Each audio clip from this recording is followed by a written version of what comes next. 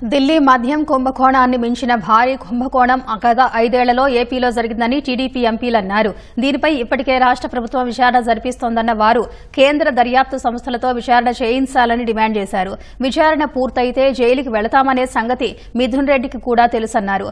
ఇదే అంశాల్ని రాజ్యసభలో చెప్పేందుకు ప్రయత్నిస్తే వైసీపీ ఎంపీలు అడ్డుకున్నారని చెప్పారు. గత 5 ఏళ్లలో పెద్దిరెడ్డి రామచంద్రారెడ్డి కుటుంబం చేసిన అక్రమాల్ని ఈనాడు ఈటీవీ ఆధారాలతో సహా బయట పెడుతున్నందునే మిథున్ రెడ్డి మార్గదర్శిపై అసంబద్ద ఆరోపణలు చేస్తున్నారని చెప్పారు. అదే సమయంలో పార్టీ నుంచి నేతలు ఎందుకు వెళ్లిపోతున్నారనే విషయంలో వైసీపీ అధిష్టానం ఆలోచించుకోవాలని సూచించారు. ఢిల్లీ లిక్కర్ స్కామ్ 2000 కోట్లు అని చెప్పేసి అప్పుడు పేపర్లో చదివాం. 2000 కోట్లకి సీఎంని డిప్యూటీ సీఎంని అరెస్ట్ చేసిన విధానం ఢిల్లీలో ఉంది. అది మన లిక్కర్ స్కామ్ చూస్తే 20,000 కోట్ల వరకు ఉంది. 20,000 కోట్లు ఉన్నప్పుడు దీంట్లో ఎవరెవరు ఇన్వాల్వ్ అయినారు, మిథున్ రెడ్డితో పాటు ఇంకెవరెవరు ఇన్వాల్వ్ అయి ఉన్నారు, ఇది ఎక్కడ వరకు చేరింది, ఇవన్నీ కూడా ఇన్వెస్టిగేషన్ చేయాలి. నేను ఇవాళ పార్లమెంట్ లో ప్రస్తావించింది కూడా సెంట్రల్ ఏజెన్సీస్ తో ఈ ఇన్వెస్టిగేషన్ జరగాలి అన్నది నేను ప్రస్తావించాను.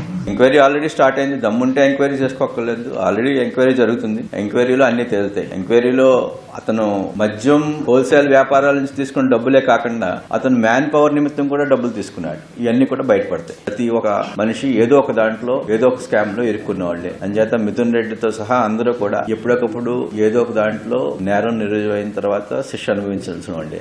మిథున్ రెడ్డి పర్టికులర్ గా ఆయన నిన్న పార్లమెంట్ లో మాట్లాడుతా మార్గదర్శి గురించి మాట్లాడటం ఇవన్నీ కూడా చూస్తే అతను సెక్యూర్ చేసుకోవడం కోసం ఒకళ్ళ మీద వేరే విధంగా డైవర్ట్ చేస్తున్నాడని అనిపించింది. మార్గదర్శి ఇష్యూ అయిపోయిన ఇష్యూ, దాని గురించి మళ్లీ మాట్లాడుతున్నారు ఆయన. మార్గదర్శి 99% డిపాజిట్లకి డబ్బులు వెనక్కి ఇచ్చేసింది. దాన్ని సహారా స్కామ్ తో పోల్చి ఈ కోర్టులో ఇది కోర్టులో ఉన్న విషయం, కోర్టులో వాళ్ళు ఆల్రెడీ క్లియర్ చేసింది విషయం. అతను తండ్రి చేసే అన్ని బయటపడుతున్నాయని చెప్పి వేరే విధంగా మార్చి మార్గదర్శి గురించి కొత్తగా మాట్లాడుతున్నారు. నంబర్ 2 అనుకున్న విజయసాయి రెడ్డి గారు ఎందుకు పార్టీ నుంచి వెళ్లిపోయాడు వాళ్లే ఆలోచించుకోవాలి. మేమందరం కూడా పార్టీ నుంచి ఎందుకు బయటపడ్డామో వాళ్లే ఆలోచించుకోవాలి. మేము కూడా గౌరవప్రదంగా రాజీనామా చేసి మళ్ళీ రీఎలెక్ట్ అయ్యాం. మళ్ళీ ఒకరి దగ్గర మాట పడకూడదు. కానీ మనసు చంపుకొని ఇంతకాలం అక్కడ ఉండేమో అంటే వాళ్ళు ఎవరిని నమ్మి పని చేయించుకునే పరిస్థితి కాదు. వాళ్ళు చేయరు, ఎవరన్నా కూడా చేస్తానన్నాడు కూడా వాళ్ళకేడా కీర్తి వస్తుందో ఇంకోటి వస్తుందో అనేటువంటి పరిస్థితి నుంచి అదంటే పత్రికల్ని తోలనాడడం, ఎంతసేపు